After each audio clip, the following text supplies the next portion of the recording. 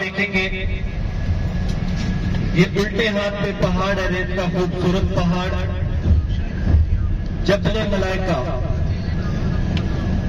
फरिश्तों वाली पहाड़ी जिसपे 5000 फरिश्तों का नुज़ूल हुआ।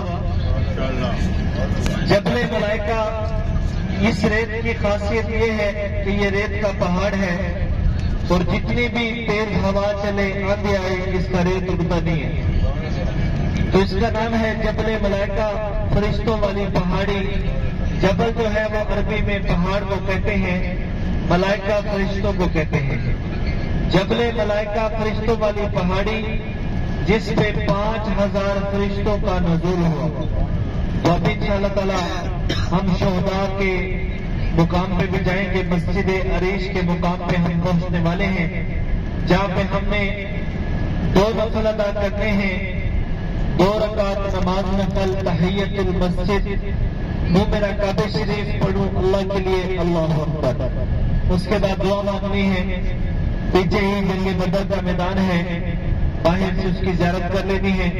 फिर उसके बाद जो है हम शोहदा की कब्रें इंशाअल्लाह जाके ज़ियारत भी करेंगे और सलाम भी पेश करेंगे। तो अभी हमारी गाड़ी जो है वो जबले मलाइका के पास है और जा रही है मस्जिद अरीश।